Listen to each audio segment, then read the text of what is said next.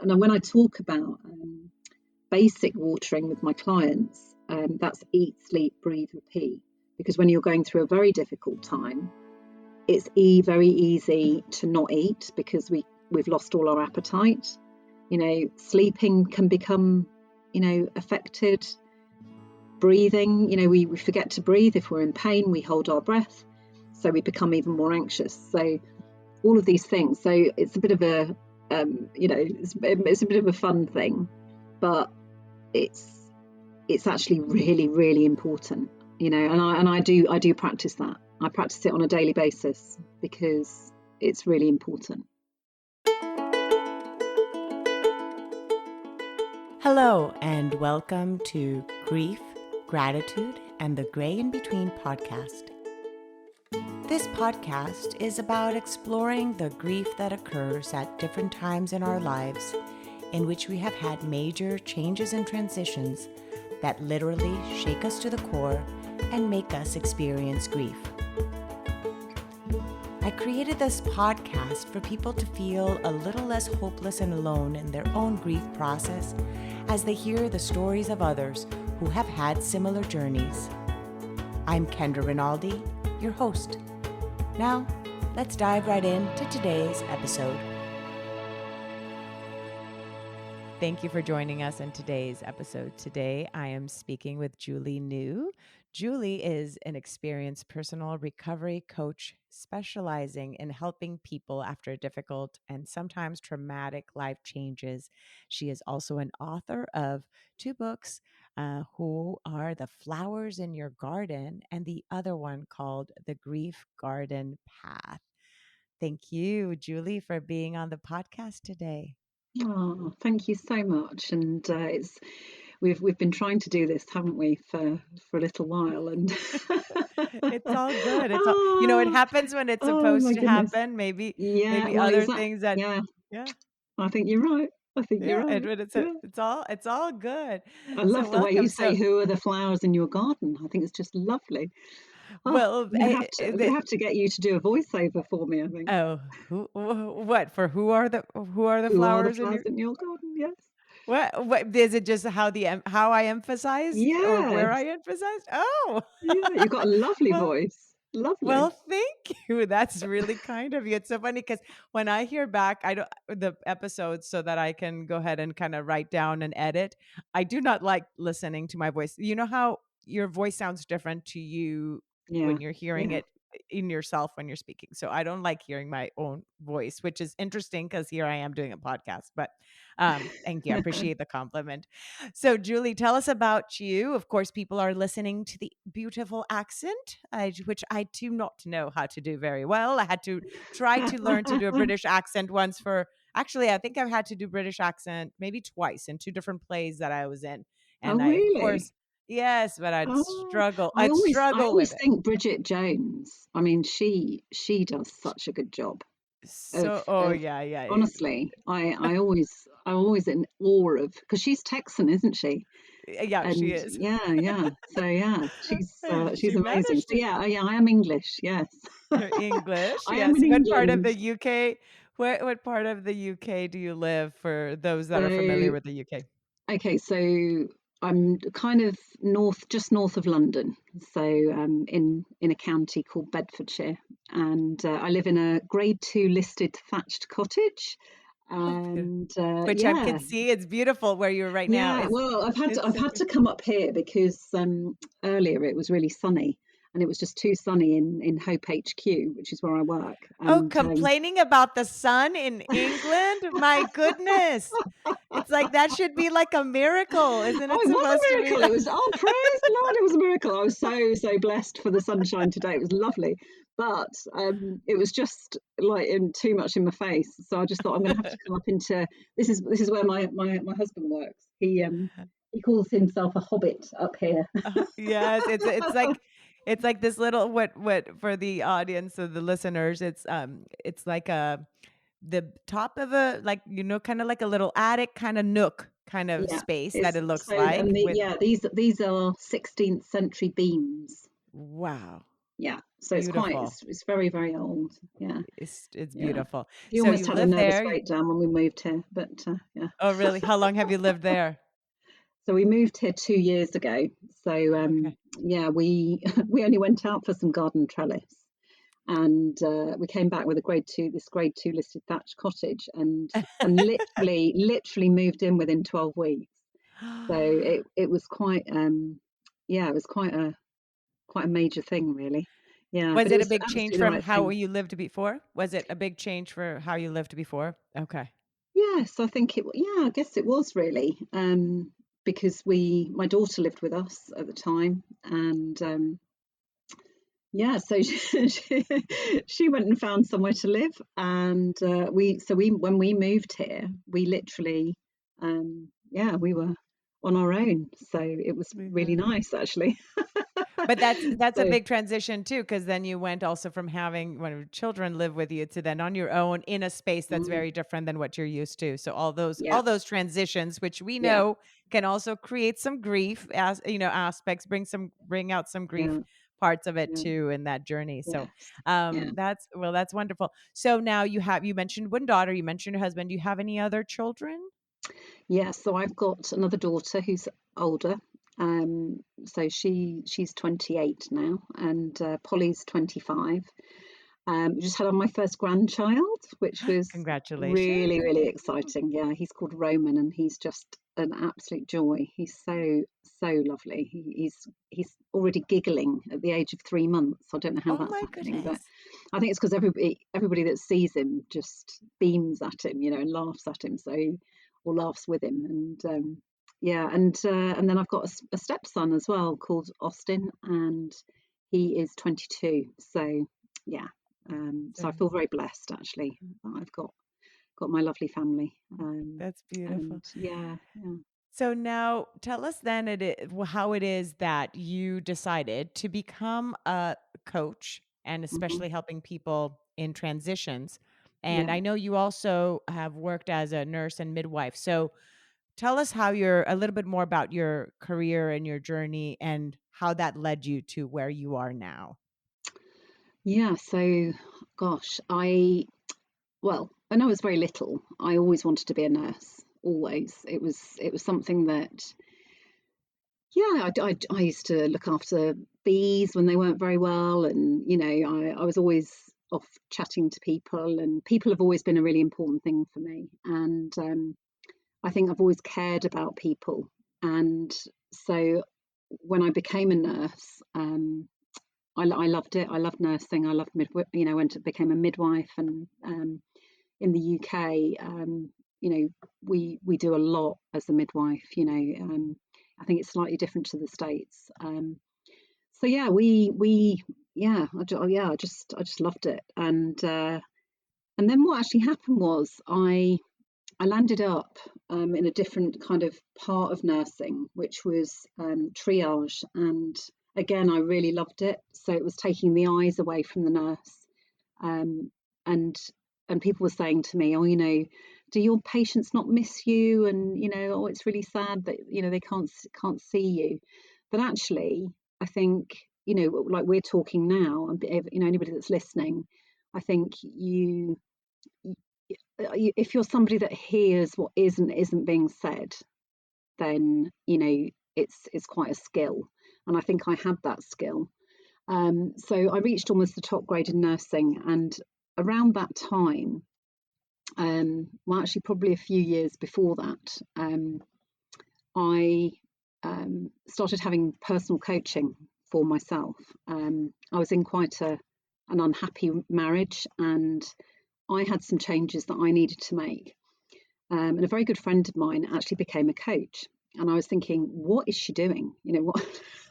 Because in the UK at that point, so this is about 1999. Oh So yeah, that's early on. quite That's a long very time early ago. on. Yeah, Yeah, yeah. yeah. And but I really trusted her. And she was also called Julie.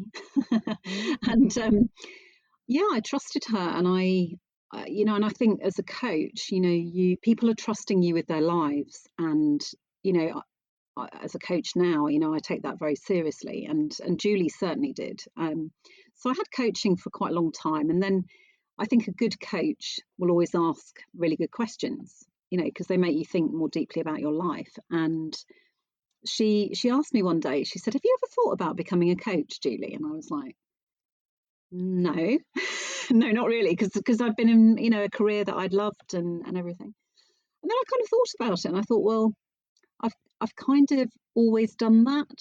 Do you know what I mean? I've always um, with my teams at work, I've always wanted people to grow and develop, and yeah, that kind of thing. So I kind of gave it some thought, and yeah, I did a crazy thing. I decided to leave my, quite well paid at the time job. I was on my own with my girls, put them into one room, rented 2 rooms out of my house, did my coach training. I always knew I wanted to specialize in personal coaching. I didn't want, at one point actually, when I qualified, I thought I was becoming a business coach Mm-hmm. because people's businesses were growing, because they were happier within themselves. And of course, then I had to realize that actually, no, you're not a business coach. You're helping people on their personal journey. And yeah, I just over a couple of years started specializing in helping people after difficult and sometimes traumatic life change. And so it might be a divorce, it might be a separation, it might be a bereavement, an illness, a disability, whatever it was. I had that ability to be able to help them through and beyond that. So Mm. that's kind of That what that's how what you I what that's how you'd landed there. that's how I So you landed there. had your own experience in a transition that you were having in your life, going Mm. through a divorce, Well, ending of a I'd gone through that. Yes, you had yeah, already gone through it when you start yeah. no, when you started working with Julie, you had already No, gone through no, it. no, no. It helped me through that, Through definitely. that, correct, Yeah, correct. So yeah, you yeah. yourself Sorry, had yes, been through yeah. that. You had been through an experience. You knew coach, you found coaching to be helpful in your life. Then yourself becoming a coach to help others in their own journeys and specializing, of course, in this aspect of when they're going then in certain types of transitions. Do you find that the fact that you yourself have gone through something that was life changing, like the end of relationship and or so forth, and also shifting in careers too, changing in careers, that's a huge transition there Mm, as well, from a nurse, right, to then yeah, changing to yeah. become a midwife. Do you find that your own life experiences give you a unique perspective when you're coaching others? Yeah, I think so. Although that's a really good question, because I thought you were going to say to me, do people, um, I think people see me in a slightly different way because I have been through difficult life change myself. Because the divorce was nothing in comparison to what we went through as a family after I qualified as a coach. So 3 years after I qualified, we had some really really difficult things happen. Um, and so I think from the perspective of people who come to me for coaching, I think they feel more understood, because have been through difficult life change, and I think they feel that I'm more I have more of an understanding that actually I've always had the empathy, I've always had the compassion, I've always, and as a midwife, actually, people used to say to me, "Oh, you must be a much better midwife now you've had children." And I used to think to myself, well, actually, I'm really not, because I'm exhausted, and and I can't stay for a delivery, or I can't stay to help somebody breastfeed, because I've got to go home to the children. So I don't think it always follows that you're better at your job because you've had an experience. I think I think it can be. I think I'm good at what I do anyway. Um, Mm. if that makes sense. Yes, Not that yes. I'm blowing my own trumpet or anything like that, but No, I you know encourage what? that I thought. think no, you know what? I think that it isn't blowing your own trumpet. It's actually being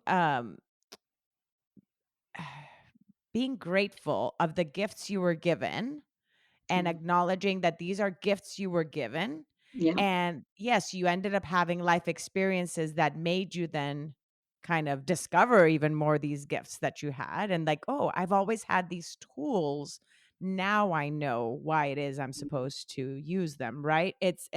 So by acknowledging that you've had them, it's kind of like, I don't know. I feel that we kind of shine away sometimes from uh acknowledging our gifts because of this aspect of, oh, am I being too boastful? No, you're being grateful that you Yeah. were given these gifts, you know. And I do So I no. do feel very grateful. I really do. I think it's like today. I've coached all day, and just the different. I know the difference it makes to the difference it's made today to those people to have that space. For them to have time and to have somebody, be there for them. And that just makes me, because my purpose on the planet is to motivate and inspire you or them to be the best they can be in their world, regardless of what's happening or what's gone on. Mm, Because I think it is possible to live your best life despite very difficult times. It is yes. possible to move forward and you know somehow navigate. It's who joins us on that journey, isn't it? It's Mm, it's mm. um it's quite an important thing, I think, who we invite in, which leads nicely Yes. actually onto who are the flowers in your garden, because Please. that's why that's what that book's about. It's about the people that we surround ourselves with, the flowers in your garden, and the life's very much like a garden, isn't it? If you don't look after it, what happens to it? you know Mm. I'll ask a bunch of children that, and they'll put their hands up and they'll be like, oh, it dies, or they know exactly what happens to a garden if it's not looked after. And then we think about I think about people, and in fact I started my podcast just 2 hours ago, my own Ah! one. And one of the questions that I asked was, if you're a herb, shrub, flower, or tree, what would that your loved one be, and why? Um, and because I was kind of branded in 2008 with a bright orange sunflower, and that's how all this started. It set me thinking, well, if Susan thinks I'm a sunflower, you know, what are you, Kendra? What are all the Oh, wow. people? What are all the people that are listening? And it's a very, very interesting. I get some really good responses. It's amazing. Now it makes me think of, I need to learn more about names of flowers now to start thinking which kind of flower I am, or herb, or shrub, or whatever, and who Tree, are the people around, yeah, or a tree. Yeah, I'd have to learn more about the different nature of each of them, and the yeah, qualities of each one, to know what it is, who it is I am, and who it is I surround yeah. myself with. But that's a beautiful analogy. Now, who are the flowers in your garden, Julie? Who are those around Oh, you? what a great question! What a great question. So, well, I would say Julie, actually, who I mentioned earlier. She's a very special flower in my garden. In fact, I would say she's an English. She actually chose to be an English rose because she became formed part of my coaching team at one point, before devastation hit the garden and my personal garden. And yeah, she's a definite flower in my garden. I've got another Julie who's a great friend of mine. Um, FYI, people listening to this, if you are a Julie, you can apply to be Julie's friend, because as of now, she only has friends that are called Julie in her garden. it's true, it's true. Yeah, in fact, actually, when I worked as a midwife, there were 7 of us. We were all called Julie. Oh my goodness. Yeah, Is that a it's very like it's like English? some kind Is it of a very English name? I don't know. Is it not? Are there no Julies in America? There's Julies, but you know what? There's more like I have a lot of friends that are a lot of Jennifers. I think it's generational. There's certain names that like Yeah, all of a sudden like a certain generation like Jennifers, Lisas, things like that. But I grew up in Colombia, so the States is my second home per se in terms of where then right. I had my Okay. adult Yeah. life. I had my childhood in Colombia. So different names in Latin America than there are here. But yeah, but I just the Yeah. right now you two friends named Julie and yours. So do you Yeah. guys how do you all call each other? Julie, you have to go by Julie, your last name? Jules. Yeah, that Uh, it varies actually. But I'm actually seeing one of them at the weekend because it's my godson's her son, and so oh, okay. I'm godmother to the groom, Okay. Well, which would be really congratulations to lovely. Yeah, but no, congratulations to your I friend Julie. So my apologies to interrupt about the Julie little thing joke here. uh, Okay, so yeah, the two Julies then that yeah, are and part of then your of course Amy and Polly are the most important flowers in my your garden. daughters. Mm, They're very very important. I would say that my husband's a very strong tree right by my side. I think he's amazing. My godson, he's probably a pink flower actually, and he's amazing as well. He's great. But yeah, I'm very blessed actually. I've got some really really incredible people in my life, and I know that, and I know. But that's taken time. I mean, I was as I alluded to earlier, I was in a very difficult marriage for a very long time, and I wasn't very happy at all. And maybe we should never have quite, you know, yeah, you can look back and think, actually, would I have chosen that? I was very very young, and you know, yeah. So yeah, it's an interesting question to be asked back to. Now you know how your now you'll know how your podcast guests will feel when you Yeah. ask them about their garden. Now Yeah, you know. You just got the ball thrown back at you. I so So did. I really did. Oh, but no, Ju- no, I am very blessed though. Yeah, in answer to your question, no, that's I am very so lucky. you My mum as said well. Julie was I'm so Very sorry if blessed. I'm interrupting if I'm interrupting sometimes the delay. So my apologies if I'm talking over you. No, Can no, you hear me now? Okay. yes, yes, yeah. Um, Julie, so you said Julie, the one that was you said she was, what is it, a what kind of rose again? English rose. English rose. So are you also an English rose? No, I'm a sunflower. You're a sunflower. Oh, that's what you said that you Yeah, were branded a sunflower. Okay, okay. yes, So was it yeah. Julie that said, Because yes, tell me. do you want to know why? So Yes, I do. because Absolutely. so this is what Susan gave me this, and actually I Okay. still kind of think I probably am. I always have an ability. Sunflowers, I don't know whether you know this, but they have an ability to turn towards the sun in most weathers. So, and I'm a bit like that. I tend to be able to in most weathers. So if the weather gets a bit choppy or a bit stormy, I still have that ability to be able to see the positive side of things. Um, which is why probably I became a coach, because I can see different angles to things and illuminate a dark path. So I can help people kind of navigate a journey. So that's why I'm A and I'm sunflower. apparently I brighten up a room when I come into it anyway, so Yeah. apparently, yeah. That So there we that yeah. is that is beautiful. Although today the sunflower literally walked away from the sun today I know, into I the did. I thought I'd I'm better come joking. and I'm joking. I'm joking. Taking the analogy to literal here.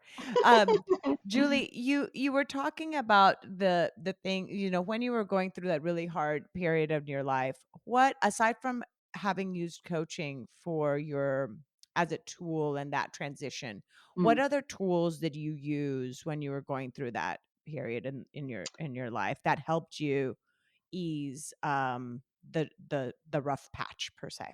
yeah. So it goes back to the analogy again, which I've had to learn the hard way. And I've got my little trusty watering can here. I don't think you can see her. She's I called could see. Daisy Rose. So anybody that's listening, she's a little pink watering can. With Um, little eyes. With with little little eyes. eyes, She's got yeah, little eyes. goggly eyes. There they are. Look. But it's just really important, I think, for us to know what waters us, what makes us tick, and what we need. So I would say in the beginning, I didn't really. I was in a really difficult place with my marriage, so I didn't have that ability to be able to um, differentiate and kind of know what. But over the years, I know what waters me now. So physically, mentally, emotionally, spiritually, but all of those things are really important. So I would say things like going for walks with my dogs. In nature, we're very lucky around here. We've got a beautiful area that we can walk in. I think spending time with the people that I really love, surrounding myself with my flowers in my garden, I think is really important. Yeah, just getting enough sleep. That's really important to me. And when I talk about basic watering with my clients, that's eat, sleep, breathe, repeat. Because when you're going through a very difficult time, it's very easy to not eat because we've lost all our appetite. Sleeping can become affected. Breathing, we forget to breathe. If we're in pain, we hold our breath, so we become even more anxious. So all of these things, so it's a bit of a it's a bit of a fun thing, but it's actually really, really important. And I do practice that. I practice it on a daily basis because it's really important. So Yeah. eat, breathe, sleep, Repeat. repeat, That's repeat. that's Eat. basic. Those are the basics. Yeah. But then as time passes and you start to, so on a daily basis, you need to be thinking about, and for people like us who are kind, caring, compassionate, deep empathy for others, we're always giving, always. So we're doing it in our sleep. So we have to remember to do those things. And I have a muscle memory around that now. But actually, I still have to be reminded because sometimes I forget. So, an example actually would be Sunday. So Sunday, just gone. Oh, I had a lovely day planned, Kendra. It was so lovely. I was going to go for a walk, and I was going to do a bit of painting and do different things. Not painting as in painting, but painting a wall. Because I'm not very arty. And I got this phone call to go on the TV in the UK, and I've never done TV before, so I landed up having to prepare for that, and I landed up having to go down to London to do it, and I had a most brilliant day. It was absolutely fantastic. But yesterday I was absolutely exhausted. I was so tired, and I really had to think to myself, so yesterday morning I just took myself off for a walk, and Roman came over, and I had him for a couple of hours, and I thought, you know what, I'm just going to not do very much. So I actually was kind of consciously thinking to myself, I need to make sure that I'm topped up because I've got a really busy week coming up, and then we've got the wedding and everything. So yeah, so I am quite good at watering myself now, I would say, but yeah, it hasn't always been the case, and I still need reminding. Hmm. Well, that's why you have the other flowers in your garden to also remind you, because they'll know. Yeah, They'll know as as your friends and and your daughters and so forth. They'll know when they see that you may be a yeah, little off your game. Have you yeah, rested? Have you, yeah, what have you done for yourself, lately? Because again, as an empath, kind of as you mentioned, as well as what it is you do with you are empath, yeah. right? And that's your um in what it is you do, that being this giver and opening your energy field to Mm, receive from mm, others all their energy and all their things and their yeah, you know then you need to be able to also, yeah, flush it somehow, moving yeah, right, yeah, and yeah. so forth And too, so also I um so I had the really difficult things that I alluded to. In the end, actually, I had to take a number of years out from my work. So I've actually only been back doing the work I love for the last three and a half years. Well, so how many years did you take a pause from it? About 3.5, 4 years. Oh, wow. Yeah, because my second husband had become very, very poorly over a number of years, and he passed away. It'll be nine years ago in a few days' time. So yeah, I was just exhausted, and there were other things going on, and I was just completely and utterly devastated. It was Mm, I knew I always had hope, Kendra, until the day he died, that he would potentially get better. mm. When I first met him, and his story is actually in Who Are the Flowers in Your Garden, because at the time it's dedicated to him, actually, the book. What Um, is what was your second husband's name? Rob, Rob, Rob. and Okay. he was the most incredible man. He really was. And yeah, he never complained. He was paralysed from mid chest in a motorsport accident 10 years before we met, and I never saw the chair. Honestly, I never saw the chair. I only ever saw him because Mm. he, first of all, he was 6'5" and he sat quite straight in the chair. And in fact, I'm part of a group which is based in the United States, which was started by somebody called Sarah Garriques, and she's the most incredible young woman. She started a group, which is a Facebook group, which is called Wives and Girlfriends of Spinally Injured Men. I Wow. don't think it's called that anymore, actually. I'm still a member, but I kind of stick around in there on the odd occasion that I'm needed.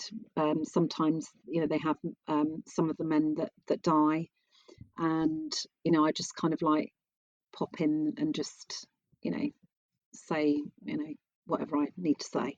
Um, yeah, and yeah, it's I see that as, yeah, well, it was incredibly helpful for me as well at the time. To have that Um, support. So this is a so this was, and I'm, by the way, I didn't ask you because you did say something hard had happened, but I didn't want to intrude because I figured if you'd want to share about what had happened, you would, which now you're sharing. So thank you for sharing about, because that is another layer then of grief, of course, because you had then the yeah, death of a loved one. So yeah. We so also we then also we also though, I don't know how to tell you this, Kendra. what? Richard also passed away. So he passed away 12 years ago. Your So he first was, husband. yes, yeah, Your daughter's dad, yeah, so yeah, Amy and Polly's dad. yeah. So Okay. the best day of my life was the day I left him. Mm, And the worst day will remain. I mean, I would say, will remain the worst day of my life, because the way that it happened, he died very suddenly, and also the effect that it was going to have on our on your girls. girls, You absolutely. know, How old were because they when their dad died? so Polly was just 13 that week, and Amy Mm, was 16, and yeah, so she was doing her GCSEs, which is like the before you the go into test. you Hmm. know the you SAT is what the SATs are here, yeah, probably. When you, yeah. yeah, yeah. So we'd already gone through that, and then Rob's health had started to deteriorate quite badly. We were living with him at that point, and so my girls also lost their stepdad. um, and I never ever thought I would meet anybody as special as Rob, but actually I have, and I'm very, very lucky. But I did need to take that time out, and and I would say to anybody going through you know difficult times, give yourself what you need, because if you don't, you land up in a much, much worse place, much worse. And Mm. so I'm just gonna, my hair's falling over my face. um yeah, this becomes even more important, so I'm holding up The my watering. little watering can. Mm. Because if we do that, I'm genuinely back firing on all cylinders again. But it's taken me a very long time, to move into my next chapter. Um, Yeah. yeah, really And has. and this is coming from someone who had even the tools. You Yeah, had the tools, and yet it's still hard. And so for anyone listening to this, again, give yourself grace. Give yourself grace, because even if you know what to yeah, do and you know rationally what you're supposed to do in certain situations of grief or transition or any hard times, it's still okay to fall apart. It's still okay to yeah, take yeah, time up, away, to give yourself space to go through the painful times, because we are human, right? We sometimes, I yeah, think, forget that we yeah. are, No, that we are. We are only human after all. And I don't know right. whether you've got that song over in America, but there's a song, isn't there? Yeah. Yes, yes, You're only human human after. It's after all. Rag and Bone Yeah, Man, yeah. isn't it? Yeah, because we are only human, and actually, when somebody we truly love, or something, or if we've lost something we truly love, we are going to grieve its loss, and Mhm. we have to go on our journey of grief, the grief garden path, which is why The my second book. book.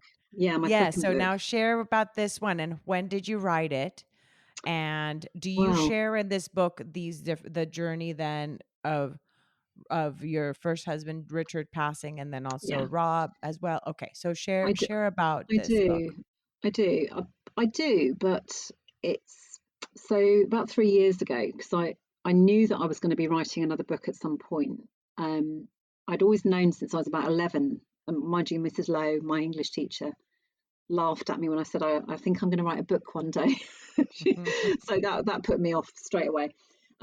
So, but I never knew quite what I was going to write about, and I think because I what I write about is real life. I write, and I just thought the most obvious thing to write about, because I was getting this itch to write again, and I write longhand with a pen, pen and paper. Um, I have actually started my You third must one, have but beautiful penmanship to be able to write that. You see, if that, I were to write, I'm showing you my notes, I would not be able to oh then no, pass it to, yep, you see, I no, can't even read this again myself, and I just wrote it. So this is the notes from our conversation right now, Julie, and well, I'll still struggle when I read them. So I could not write a book with pen and paper. oh, that's funny. No, well, I do. That is how I write. That's how I Mhm. write, and I write as I speak as well. So I do have to have a Beautiful. really good copy editor. So that's just so as you know, it's not me that's written it really. Well, I have written it obviously, Yes, yes, but yes, yes. I have got a very good person that does that. Um, and I also don't do the illustrations in it either. I've got two illustrators that are fantastic, and they're amazing at, at, I suppose, interpreting my words, Mm. and they do it so beautifully, and I'm very blessed. Um, so yeah, the grief garden path. I just knew I needed to write about grief. I'd had a clinical experience of it through nursing Mhm. midwifery. Babies, baby loss. Um, I didn't ever have a maternal death, but of course, in my nursing career, I saw a lot of death and dying, and the impact of that. And I was taught it on a sort of cerebral level, Mhm. but actually, the lived experience of grief. In fact, 3 weeks before the book went to print, I I changed the dedication of it, because I knew I needed to dedicate it. It's very magnanimous of me, by the way, to include Richard in the in the uh,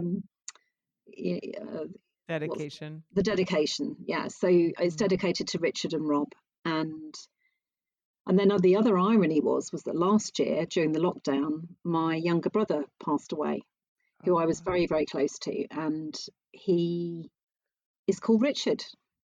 No. Yes, you couldn't write it, could you?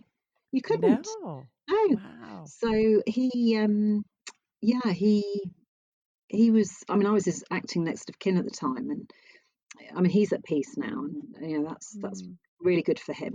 But going back to the grief garden path, I think, so from a clinical perspective, I knew, but then I also used my lived experience of it, but I also started interviewing people. So in the book, although it looks very, it's a gift book, so it's a coffee table gift book. That's how it's designed. There are actually in chapter 3 9 stories from people. None of them wanted to be anonymous. They all wanted to be known, and yeah, they were just. I'm so blessed that they trusted me with their stories. But I wanted them all to be back feeling the sunshine again. So all of them had lived the experience and were back feeling better, but still obviously loving the people that they'd lost. And yeah, so it's quite a powerful little book, really, because it helps people to understand the kind of.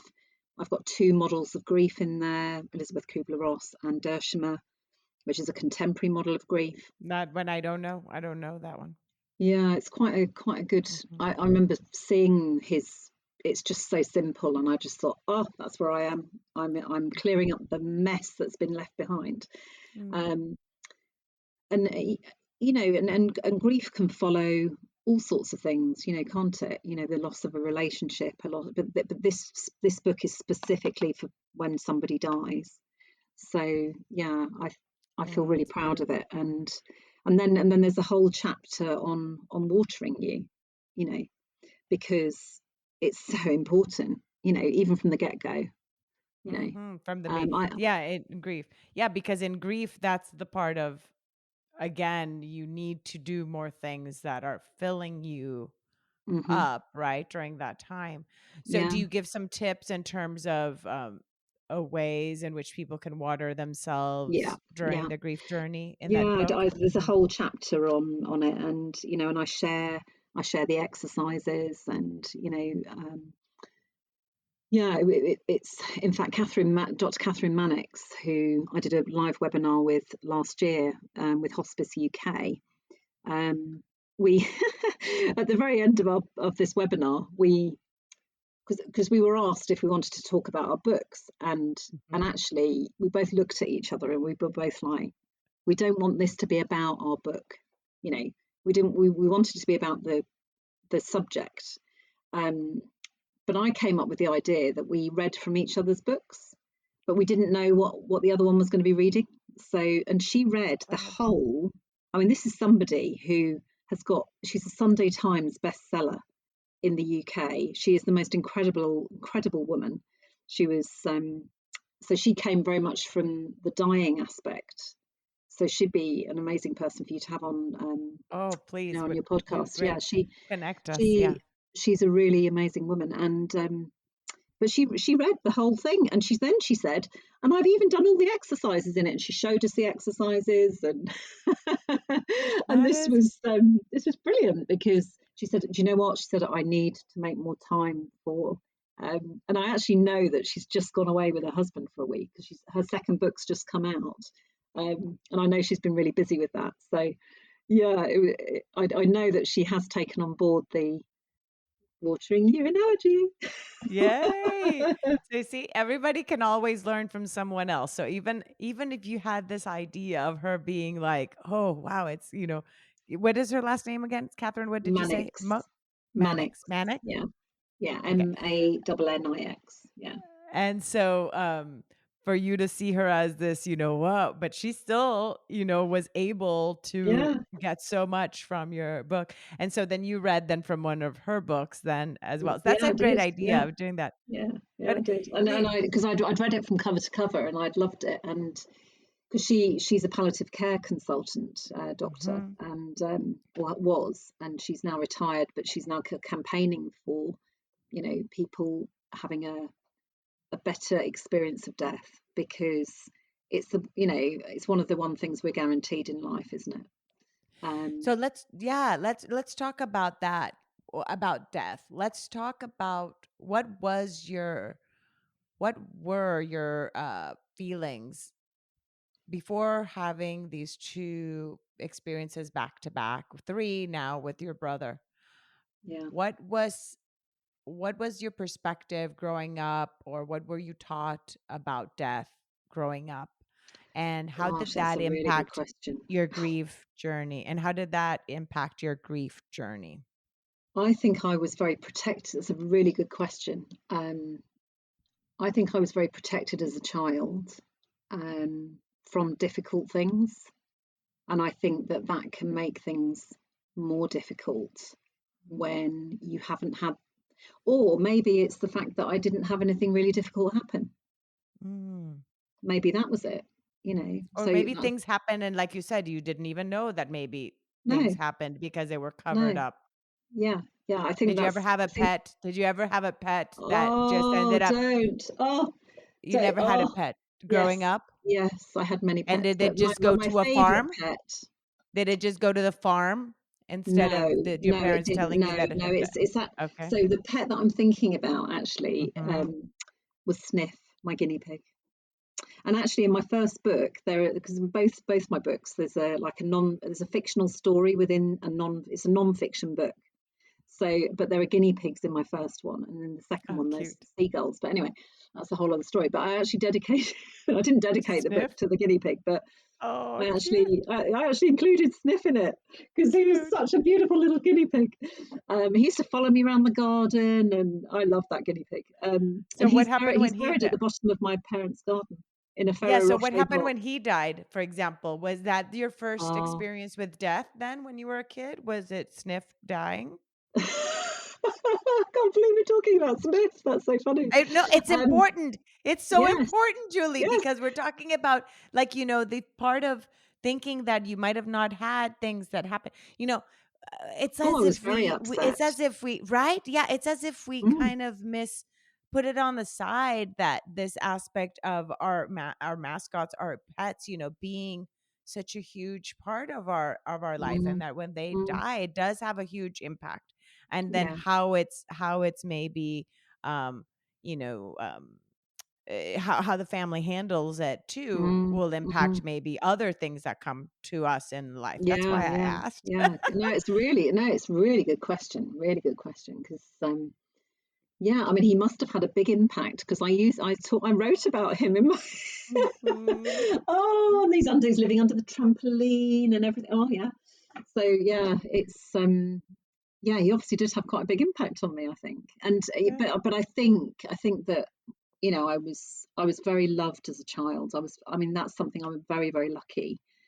Um, I I think seeing my children in pain, Mm. was worse than anything because if anybody wants to read, there's a really good blog actually that I wrote. It's called Nigel. If you go to my website, which is julienew.co.uk, you can you can read it because that'll give you a taste of how bad things got with Polly on her journey. But then you can look at her now and you think, well, she's doing really well, you know. But she had a lot of support from me on that journey, and I got people to help her and support her. And then we got Nigel. Talking of pets, we got Nigel the dog, he's this little dog, and he changed her life, because it changed her attitude towards her birthday because her birthday was when her dad died, and so yeah, yeah. So So, pets have played a big part in our but lives, actually. yeah. Okay, Yeah. so then death, was it something, back to, because I interrupted with the pet story, but I with asking you about the pet. So was death something that was talked about in your home when you were little? Do you know? I honestly can't remember that it was. Okay. So you don't No, remember ever your parents having gone to a funeral or anything like that at all? I knew. I mean, I knew that my grandparents had died before I was born. Um, Mhm. so on a level, I knew. Yeah, I kind of knew that people died. I knew that And what was pets. believed? What was believed in your home about what happens to people when they die when you were Oh, that's a growing up? really good question. Oh my goodness. So I'm a Christian. I believe Uh-huh. that there is something greater than us. Mhm. I believe that, and we used to go to church at Christmas and Easter and what have you. So I think I've always had a strong faith myself in God. Um, and I think that does help. I think it helps me knowing that my loved ones have gone to a better place, um, and that like my brother, he was a gardener actually, and a tree surgeon, and I can imagine him tending God's allotment. Do you know what I mean, or something? Yes. Because he, yeah. I mean, And he suffered how terribly beautiful. when he was here, but actually, Mm, I felt an incredible sense of peace when he died, mm, and I still feel that now. mm, So Richard's death kind of brought me a different aspect to what it's like to grieve the loss of somebody, because actually I don't feel, I mean, it might come back to bite me in a few years' time, I don't know, but I don't think it will, because he's so at peace and I know he's gone to a better place. So mhm. yeah, So yeah, so your spiritual beliefs have played a huge part in your grief journey, in bringing some kind of peace or enclosure in that yeah, respect. Yes. I that's part of the reason when I started this podcast was my own curiosity of how people grieved and whether their beliefs in death around death played a part in their grief journey and how that dynamic kind of worked. And that was part of my curiosity. wow, So yeah, that struck for me to have the podcast. Of course, of my own life experiences were part of that, and knowing that this could be a tool, but it was also my curiosity to find out if it played a part in the grief journey, having some kind of hope around what happens when we die. And of what I've yeah, observed, it does play. Even people that don't believe in God per se still hold on to some idea of what yeah, happens when we yeah, die that gives them yeah. hope. So hope and is and and definitely that's something we and hold on that's to. why I called where I work Hope HQ, because it's I think that's something that we always have, is hope. In fact, Mhm. there's a really beautiful poem that was shared by a 7-year-old little girl called Rosie, called Hope, which somebody like it was she wrote it last year, and it was shared on my Facebook group page, which I actually started that group when um, I was leaving work, because I was on my knees and they all wanted me to keep them connected in some way, my clients and people that came to my events and all that.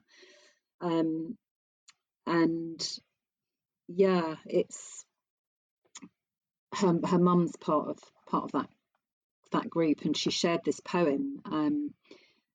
I wish I had it actually to hand, because I'd love to read it, because I think If it'd be a if you good want end to look to. for if you want to look for it, please do. What is the while I what is your Facebook group page called? So it's called Forever Flowers. It would be, wouldn't it? Forever Flower. Yeah, because Forever my Flowers is their Facebook group. And is yes, it public? People can find it, or can they find it it's a on your private it's a on your private group. website?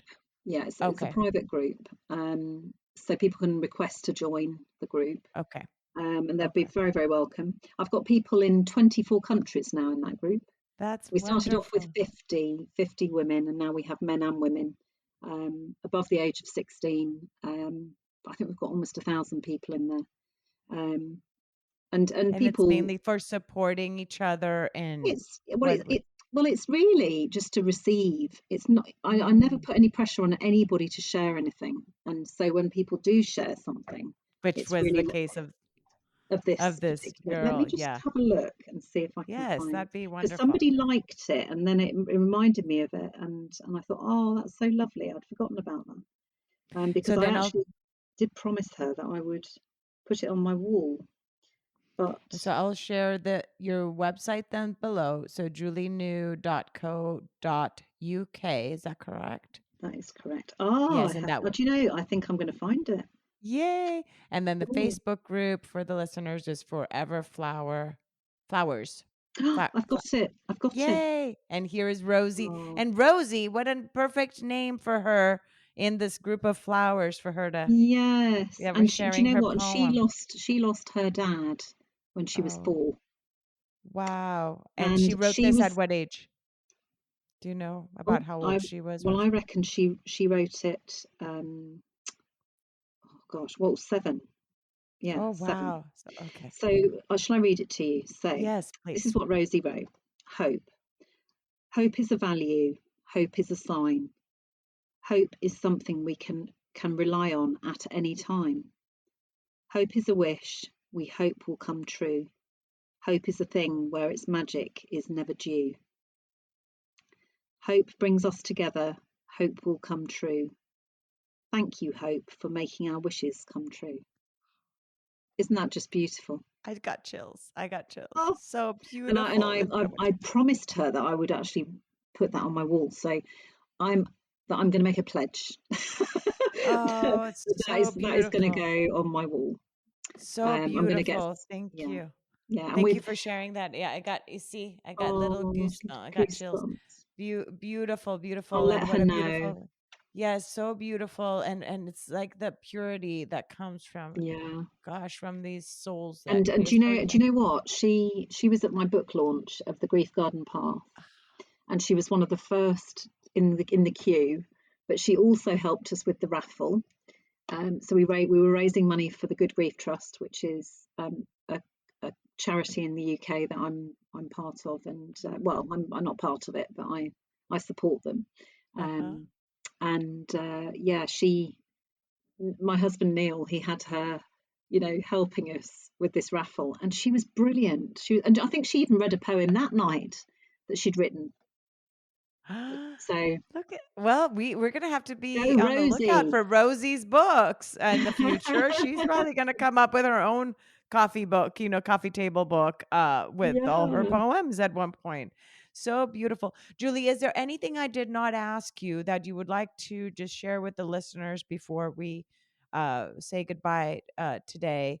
Is there anything you'd like to share further on either your books and I'll definitely share these. And again, the names of the books are Who Are the Flowers in Your Garden? And actually that's a good way to even like a good journal entry for all of us to start at one point yeah, of really reflecting of who are but that's the name of your book. And then The Grief Garden Path. And I'll share yeah, your websites. Anything else you'd yeah. like to I share? think that, so my my my the name of my work is my business is Changes Forever, and so I Mm. think somebody was that worked with me when I was coming back to work. She kept on saying, "Change is forever, change is forever." It sounds like change is forever, and then she suddenly said, "Change is forever, but the pain doesn't have to be." And I think that's what I'd like to leave us with today. Yes. Change is forever, but the pain doesn't have to be. Doesn't have to be. And for those of you also too listening, if you've liked, what you've heard, you can reach Julie and also have her as a Yeah. coach as well. Well, And you have a since unique the lockdown, recovery. I'm yeah, sorry?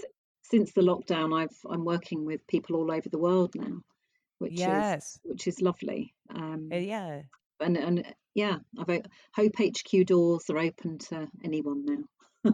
Perfect. Anywhere. Perfect. Yeah, Anybody, anywhere, as long as you're able to connect and you yeah, can find all that information. Yes, because you do have a way of guiding people through these different, yeah. ways and their transition, Into their new chapter. Yeah, new yeah, chapters of their life. Because it's yeah, chapters. It's absolutely that. It's moments in our life, and we think of it yeah, sometimes when something happens as if it's permanent, right? But it's just part of this whole book of our lives is just one of the chapters, and we go from different chapters. So thank you so much. It's been lovely talking to you and learning really from lovely. you, Thank and you. making me reflect as to what flower it is I am, or shrub, or weed on the grass somewhere. I'll have to think of it.